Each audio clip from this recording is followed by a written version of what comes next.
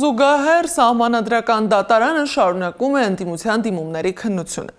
Հուլիսի 4-ին սահմանադրական դատարանը կհրապարակի որոշումը։ Մինչև այդ ամեն օր նիստեր են լինելու ուսումնասիրելու ներկայացված ծավալուն դիմումները։ Կենտրոնական ընտրական հանձնաժողովի նախագահ Վահագն Հովակիմյանը հայտարարել է, որ հանձնաժողովը մերժում է ներկայացրած բոլոր 7 դիմումներն ամբողջությամբ։ Գտնում է, որ վիճարկվող որոշումը իրավաչափ է։ Կայացել է Հայաստանի Հանրապետության ընտրական օրենսգրքի պահանջների պահպանմամբ եւ խնդրում է սահմանադրական դատարանին մերժել դիմումները։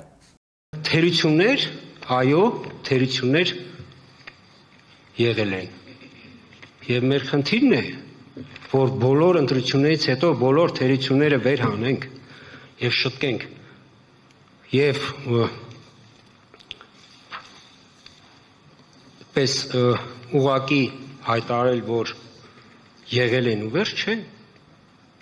Հարգելի դիմողները, եթե բերեին ապացույցներ, բերեին Այսինքն այդ տեսագրությունները,